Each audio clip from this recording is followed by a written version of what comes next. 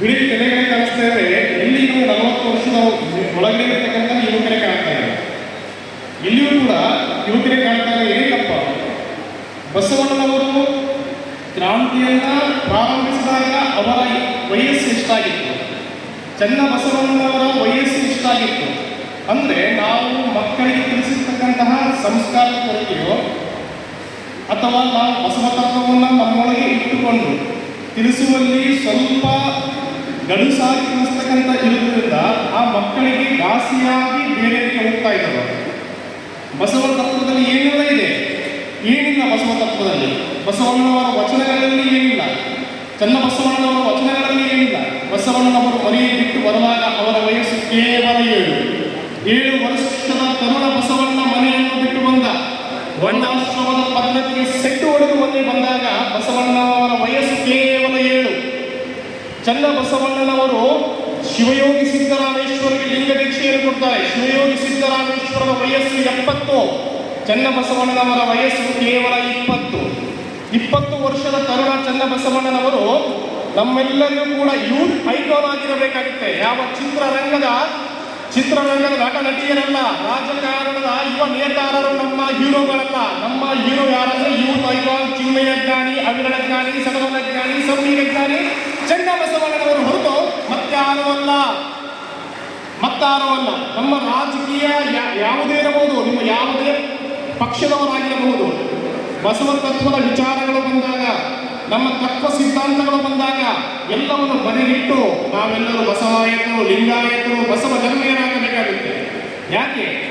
ನಾವೆಲ್ಲರೂ ಒಂದೊಂದು ಪಾರ್ಟಿ ಅಂದರೆ ಒಬ್ಬರು ಅಂತಾರೆ ತಮ್ಮ ಸೀಮಿತ ಒಂದು ಚೌಕಟ್ಟಿನಲ್ಲಿ ತಾವು ಚಿಂತನೆಗಳನ್ನು ವಹಿಸಿಕೊಡ್ತಾ ಆ ಚೌಕಟ್ಟು ಮೀರಿ ಬರ್ತಾ ಇರೋದು. ಅಂದರೆ ಬಸವ ತತ್ವ, ಬಸವ ಧರ್ಮ, ಲಿಂಗಾಯತ ಧರ್ಮ ಅಂದರೆ ಇದು ಕಟ್ಟಿರುವ ಗೋಡೆಯಲ್ಲ, ಇದು ಒಡೆದಿರ್ತಕ್ಕಂಥ ಅಂದರೆ ಎಲ್ಲರನ್ನ ಯಾವುದೇ ಸೀಮಿತ ಗೋಡೆಗಳಲ್ಲ, ಇದು ಎಲ್ಲ ಸೀಮಿತ ಗೋಡೆಗಳನ್ನ ಒಡೆದಿರ್ತಕ್ಕಂಥ ವಿಶ್ವ ವ್ಯಾಪಿಸಿರ್ತಕ್ಕಂತಹ ವಿಶ್ವ ಹೃದಯ ಧರ್ಮ. ಅದರ ಹೃದಯ ಬಸವಣ್ಣನ ಹೃದಯ ವಿಶ್ವವ್ಯಾಪಿ. ಅವರ ಬಸವಣ್ಣನವರ ಹೃದಯ ಮ್ಯಾಗ್ನೆಟಿಕ್ ಪವರ್ ಬಸವಣ್ಣನವರಲ್ಲಿತ್ತು. ಅದಕ್ಕೆ ಎಲ್ಲರೂ ಕೂಡ ಬಸವಣ್ಣನವರ ಆಕರ್ಷಿತರಾದರು. ಆ ಬಸವಣ್ಣನವರ ವಚನಗಳು ಹೆಂಗಿವೆ? ಪ್ರತಿಯೊಂದು ವಚನಗಳು ಕೂಡ ಮುತ್ತಿನ ಹಾರ. ನುಡಿಯು ಮುತ್ತಿನ ಹಾರ, ನಡೆಯುವ ಸಪೂರ ಸಾರ. ಆದರೂ ಬಸವಣ್ಣ ಕೂಡ ಸಂಗನ ಕೊರಳಿಗೆ ಮುತ್ತಿನ ಹಾರ. ಏನಂದ್ರೆ ಕಳಬೇಡ ಕೊಲಬೇಡ ವಚನವನ್ನು ನಾವೆಲ್ಲರೂ ಕೇಳ್ತೇವೆ. ಬಸವಣ್ಣನವರ ವಚನದಲ್ಲಿ IPC ಸೆಕ್ಷನ್ ಇದೆ. ಬಸವಣ್ಣನವರ ವಚನದಲ್ಲಿ ಆರ್ಥಿಕತೆ ಇದೆ. ಬಸವಣ್ಣನವರ ವಚನದಲ್ಲಿ ಸಾಮಾಜಿಕತೆ ಇದೆ. ಬಸವಣ್ಣನವರ ವಚನದಲ್ಲಿ ಸ್ತ್ರೀ ಸಮಾನತೆ ಇದೆ, ಲಿಂಗ ಸಮಾನತೆ ಇದೆ. ಬಸವಣ್ಣನವರ ವಚನದಲ್ಲಿ ಏನಿಲ್ಲ? ಶರಣರ ವಚನಗಳಲ್ಲಿ ಏನಿಲ್ಲ? ಚನ್ನ ಬಸವಣ್ಣನ ವಚನದಲ್ಲಿ ಏನಿಲ್ಲ? ಮಾದಾರ ಚನ್ನಯ್ಯ, ಡೋಹಾರ ಕಕ್ಕಯ್ಯ, ಮಡಿವಾಳ ಮಾಚಯ್ಯ, ಅಂಬಿಗರ ಚೌಡಯ್ಯ, ನೂಲಿಯ ಚಂದಯ್ಯ, ಕಿನ್ನರಿಯ ಬ್ರಹ್ಮಯ್ಯ ಶರಣರ ವಚನಗಳಲ್ಲಿ ಏನಿಲ್ಲ? ಎಲ್ಲ ಸತ್ವವೂ ಇದೆ. ಅರಿಯುವಲ್ಲಿ ನಾವು ಎದುರುತ್ತಾ ಇದ್ದೇವೆ ಹೊರತು ನಮ್ಮ ತಪ್ಪು ಹೊರತು ಶರಣರ ವಿಚಾರಗಳನ್ನು ಮುಟ್ಟಿಸುವವರ ತಪ್ಪು ಹೊರತು ತಿಳಿಯುವವರ ತಪ್ಪು ಹೊರತು ಶರಣರ ತಪ್ಪಲ್ಲ. ಬಸವಣ್ಣನವರ ವಚನ IPC ಸೆಕ್ಷನ್ ಇಂದಿನ ಕಾನೂನು ಸೆಕ್ಷನ್ಗೆ ಇದಾಗುತ್ತೆ. ಕಳಬೇಡ ಎಂಬುವ ಒಂದು ಸಾಲು IPC ಸೆಕ್ಷನ್ 378ರ ಪ್ರಕಾರ ಕಳ್ಳತನ ಮಾಡಬೇಡ. ಇದು IPC 378ರ ಪ್ರಕಾರ ಶಿಕ್ಷಾರ್ಹ ಅಪರಾಧವಾಗಿದೆ. ಕೊಲಬೇಡ, ಕೊಲೆ ಜೀವ ಹತ್ಯೆಯನ್ನು ಮಾಡಬೇಡ. ಇದು IPC ಸೆಕ್ಷನ್ 300ರ ಪ್ರಕಾರ ಶಿಕ್ಷಾರ್ಹ ಅಪರಾಧವಾಗಿದೆ. ಹುಸಿಯ ನುಡಿಯಲು ಬೇಡ.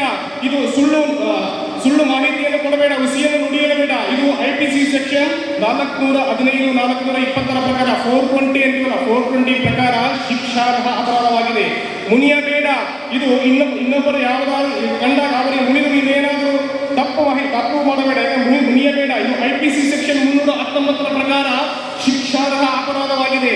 ಅನ್ಯರಿಗೆ ಅಸಹ್ಯ ಪಡಬೇಡ. ಇದು 290 IPC ಸೆಕ್ಷನ್ 295, 95A, 96 ಮತ್ತು 97 IPC ಸೆಕ್ಷನ್ 298ರ ಪ್ರಕಾರ ಶಿಕ್ಷಾರ್ಹ ಅಪರಾಧವಾಗಿದೆ. ತನ್ನ ಬಣ್ಣಿಸಬೇಡ.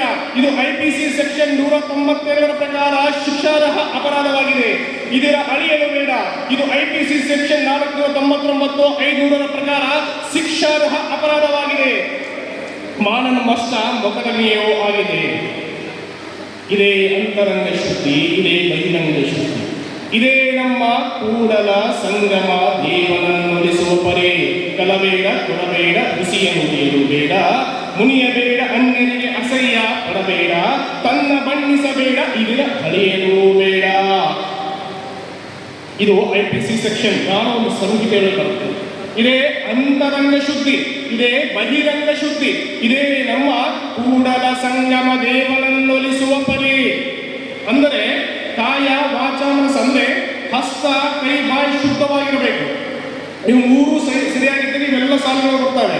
ಅಂದು ಅಂತರಂಗ ಶುದ್ಧಿ ಇದರಲ್ಲಾಯ್ತು. ಲಿಂಗ ನಿರೀಕ್ಷೆಯಲ್ಲಿ ಬಹಿರಂಗ ಶುದ್ಧಿ, ಯಾವುದೇ ತೀರ್ಥಕ್ಷೇತ್ರಗಳಿಗೆ ಹೋಗಿ ನೀವು ಮುಳುಗಿದ್ರೂ ಆಗಲ್ಲ.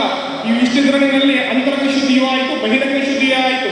ಇದನ್ನ IPC ಸೆಕ್ಷನ್ಗೆ ಹೋಲಿಕೆ ಆಗುತ್ತೆ. ಬಸವ ತತ್ವ, ಬಸವಣ್ಣವರ ಒಂದೇ ಒಂದು ವಚನ ಅಂತಂದ್ರೆ ಇಷ್ಟೆಲ್ಲ IPC ಸೆಕ್ಷನ್ ಒಂದು ವಚನಕ್ಕೆ ಬರ್ತವೆ. ಅಂದ್ರೆ ಜಗತ್ತಿನ ಯಾವುದೇ ದೇಶದಲ್ಲಿ ಯಾವುದೇ ಭಾಗದಲ್ಲಿ ಕೂಡ ಕಾನೂನು, ಸಂವಿಧಾನ ಇವ್ಯಾವುದೂ ಯೋಚನೆ ಕೂಡ ಮಾಡಿರಲಿಲ್ಲ.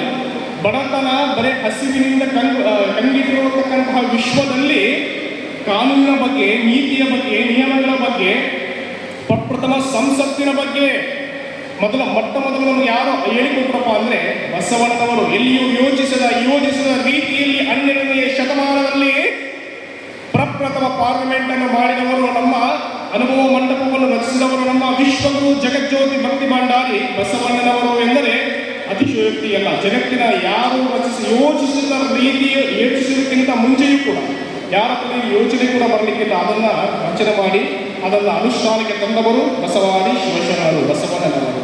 ಬಸವಣ್ಣನವರ ವಚನದಲ್ಲಿ ಆರ್ಥಿಕತೆಯೂ ಇದೆ. ಬಂಡವ ತುಂಬಿದ ಬಳಿಕ ಸಂಗಮತ್ತಲ್ಲದೆ ಹೋಗಬಾರದು. ಕಳ್ಳ ನಾಣ್ಯ ಸಲ್ಲುವಿಗೆ ಸಲ್ಲದು, ಕಳ್ಳ ನಾಣ್ಯವ ಸಲ್ಲಲಿಯರಯ್ಯ. ಭಕ್ತಿ ಎಂಬ ಬಂಡಕ್ಕೆ ಜಂಗಮವೇ ಸೂರ್ಯ ಕೂಡಲ ಸಂಗಮ ದೇವ. ಭಕ್ತಿ ಎಂಬ ಬಂಡಕ್ಕೆ ಜಂಗಮವೇ ಸೂತಿಗ ಕೂಡಲ ಸಂಗಮ ದೇವ. ಅಂದರೆ ಇಲ್ಲಿ ಬಂಡವ ತುಂಬಿದ ಬಳಿಕ ಇನ್ಕಮ್ ಟ್ಯಾಕ್ಸ್, ಆದಾಯ ತೆರಿಗೆ ಈ ವಚನದಲ್ಲಿ ಅಪ್ಲೈ ಆಗುತ್ತೆ. ಬಂಡವ ತುಂಬಿದ ಬಳಿಕ ಸುಂಕವ ತೆತ್ತಲ್ಲದೆ ಹೋಗಬಾರದು. ಕಳ್ಳ ನಾಣ್ಯ ಸಲ್ಲುವಿಗೆ ಸಲ್ಲದು.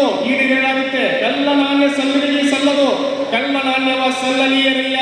ಯಾವುದೇ ಮಾಹಿತಿ ಕೊಳ್ಳಾರದು. ಈಗೇನಾದರೂ ಅಕ್ರಮ ಹಣ ವರ್ಗಾವಣೆ ಮಾಡಿದ್ರೆ ಕಳ್ಳ ನಾಣ್ಯವ ಸಲ್ಲದು, ಕಳ್ಳ ನಾಣ್ಯ ಸಲ್ಲಲಿಯರಯ್ಯ.